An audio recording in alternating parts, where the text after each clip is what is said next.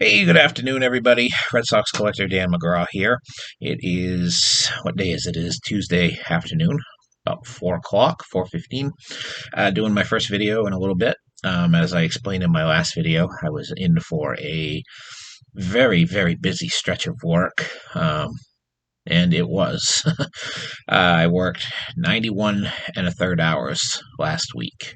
Went in at 3 o'clock in the morning and worked until 7 o'clock at night from Monday through Saturday. And I also worked the prior Sunday for about 3.5 hours, and I worked this past Sunday for about 3 hours, and then I worked 16 hours yesterday, and I had a day off, if you will, today. I only worked 9.25 hours today. I got out by 12:15 today, starting to get staffed back up at work a little bit, all because of the COVID, and one really irresponsible employee who came into work sick, um, and made a big joke out of it. Got a positive test. They had to quarantine the people that were supposedly in direct contact with her. Even though I was one of those people, I was not on that list, which is fine. I wasn't looking to get out of work.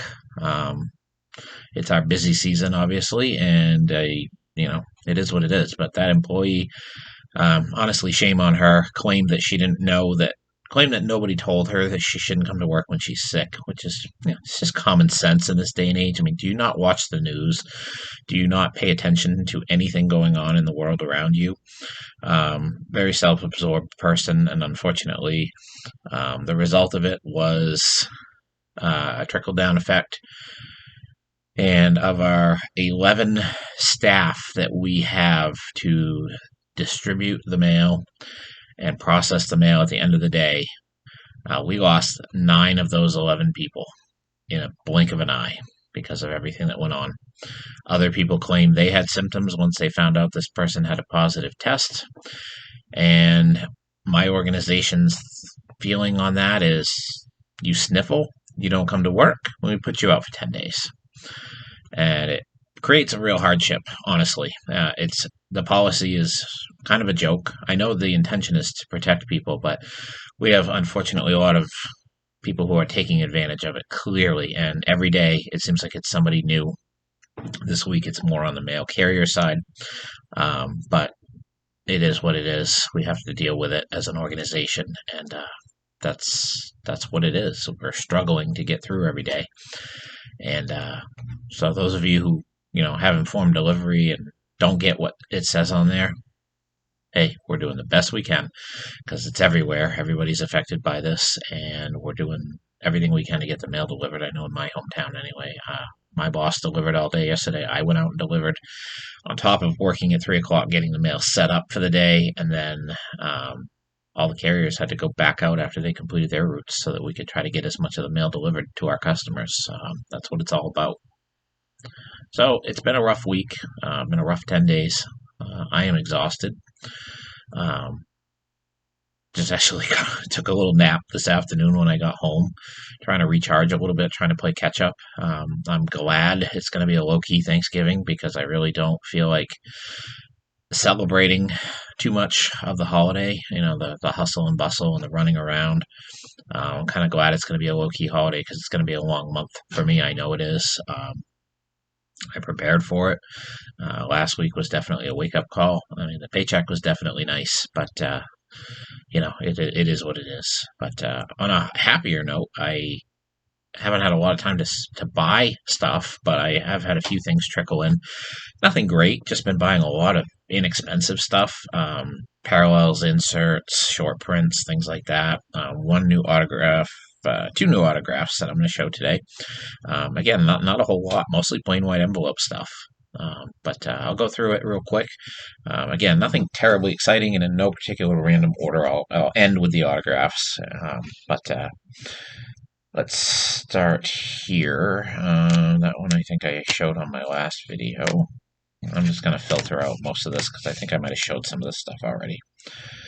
2015, 2016, this is the Christian Vasquez Topps Heritage short print photo variation.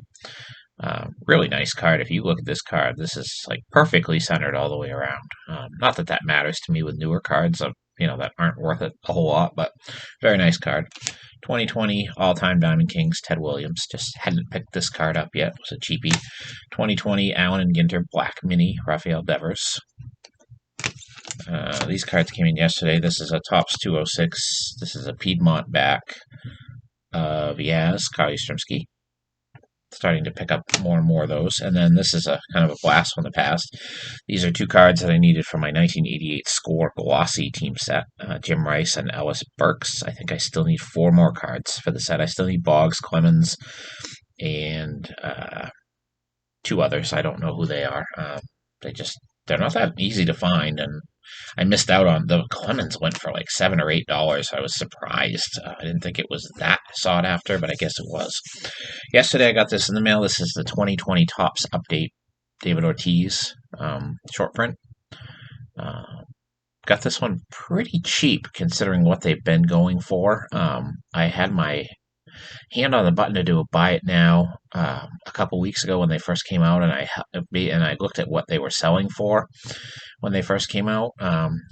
Newer issues always tend, and the short prints especially, everybody seems to be trying to get them right out of the gate.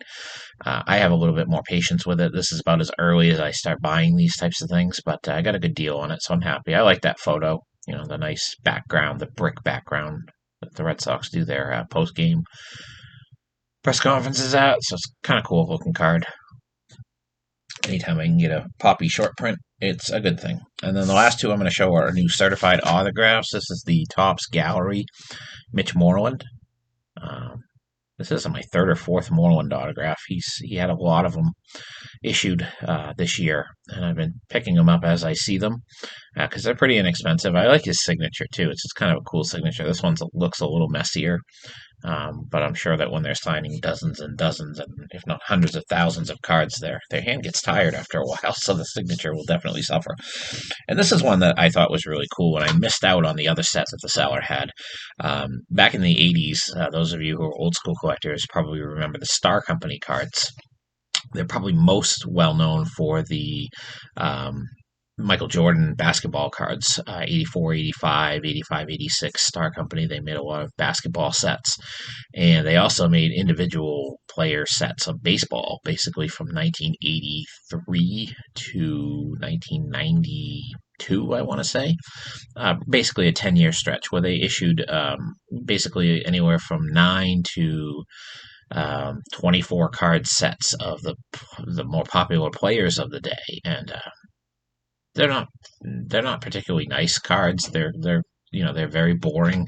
The design is very simple on them, but they're great for player collectors and team collectors like myself. I have a whole binder about that thick of Star Company Red Sox cards, team sets. And then this was one that I found that you don't see very often, and I got a really good deal on it, and I'm bummed out that I didn't get the other one. This is the 88 Star Company, I believe. It says 1988 on it. And then on the back, it says 1984, the Star Company. I noticed they did this a lot. This is the Wade Boggs factory set. And it's also, as you can see, it's autographed by Boggs. They would autograph the top card and then seal them up. The seller also had the Clemens set, which I missed out on. I was hoping to grab that one as well, but I was not able to get it. This was, I think, $6 and change for the set. So always love to add a Boggs autograph. Wade Boggs fan, John, if you're watching, I don't know if you have this one or not, but hopefully I'm not. Hopefully you weren't in on it. If you were, I hate to think of the fact that I might have outbid you on something for your Boggs collection. So I'm hoping that's not the case, but definitely a cool set. I already had the base set, but this is the autograph. I'm not going to open it. It'll go into my display case out in the other room with all my certified autographs. And on that note, I am approaching 600 different certified autograph cards now. I may actually already be there, but on my spreadsheet, I believe I'm at 597, if I'm not mistaken. So at some point here, probably in the next couple of weeks, I will be celebrating the 600th certified autograph card in my collection. That includes ones that I keep separate in the case and ones that I also have in binders, or in a binder. Rookies and prospects and maybe veteran players that, aren't that significant or never made it as players. So I'm excited about that. And I'll be hitting that milestone soon, and my relic milestone will be coming up too. And I don't know what the number on that is going to be, but very cool nevertheless. I got a Burbank order the other day that I filed away a lot of it yesterday. I've got all the 2013 cards. I went through and um, I don't know if I did it. No, I haven't done a checklist. I haven't done a want list yet for 2013. I'm still working on that, but I went in and plugged a lot of holes, so it'll be that much less on my want list. I got to try at some point to get onto my Google spreadsheet and update those lists because I have knocked a ton of cards off those lists in the last 3 or 4 months through mostly through Burbank and miscellaneous eBay purchases and things and sport lots and things like that. So those lists have really shrunk, and I'll reprint them from my book so I can have an accurate list because I have a couple people that want to help me out, including some YouTubers, and I want to get that updated so that they can get some cards for me. I just bought another 3,000 card lot. It seemed to have quite a few cards in the pictures that I didn't have, some parallels and inserts and things. So that's always exciting when I get something like that in because it'll take me a while to go through it.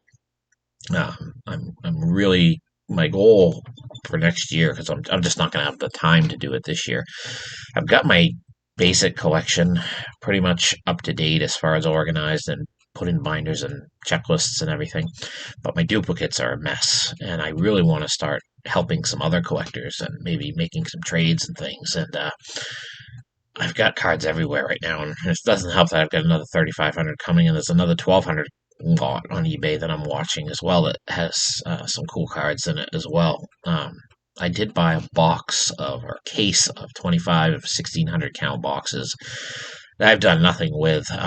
I've probably got close with this 3,000 lot coming in. I'll probably have 25 to 30,000 duplicates, which is what I used to have before I sold them all. Before we bought our house, I didn't want to move. I didn't want to lug them, and I kicked myself for that because I didn't really get much for it.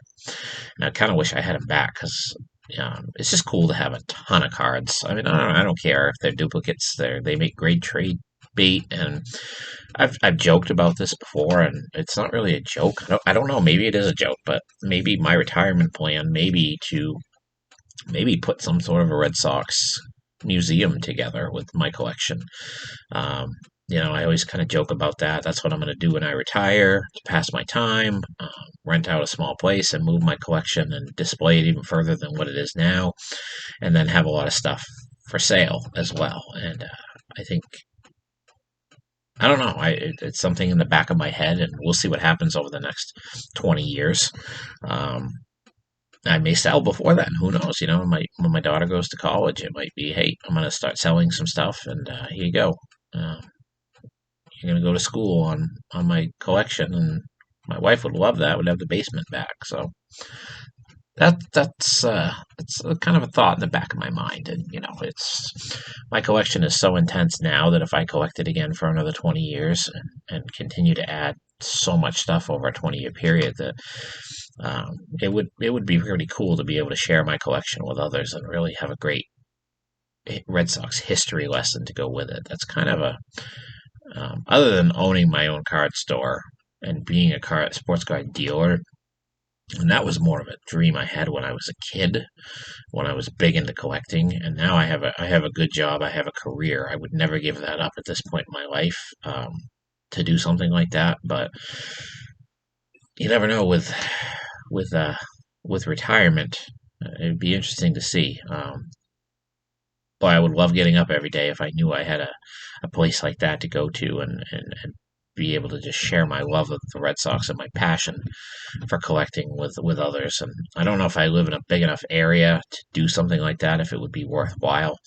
But it would be interesting to see, if you had something like that around, would people travel for it? I'm not talking from California. I'm talking from other New England states and things like that. So, it's something I keep in the back of my head, and I told my wife about it that'd be my plan someday, and she just kind of laughs at me. She thinks it's kind of funny, but we all have our dreams, and I wouldn't say it's a dream. It's something I've pondered, and it would be really cool. I mean, no doubt about it. It would be a lot of work, and would I want to put that kind of work into something, at that age? And risk that it might not be you know, enjoyed by other people. Again, it might be something that over time you kind of feel out the area, feel out the market, and see what happens. But that's my video for today. I've kind of rambled on about different things here. I hope you're all doing well and staying safe.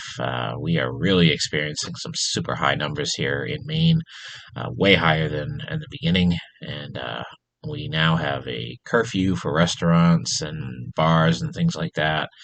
Um, the mask mandate is in full effect. I have to wear one all day at work. Not fun working 16 hours with a mask on. Uh, I want to kind of forget about last week and move on. I don't want another week like that anytime soon. My body is still catching up. On a good note, I did lose a few pounds, and I don't know if I was shaved on my last video because I just got sick of the facial hair getting all tangled up underneath the mask and everything. So that's it.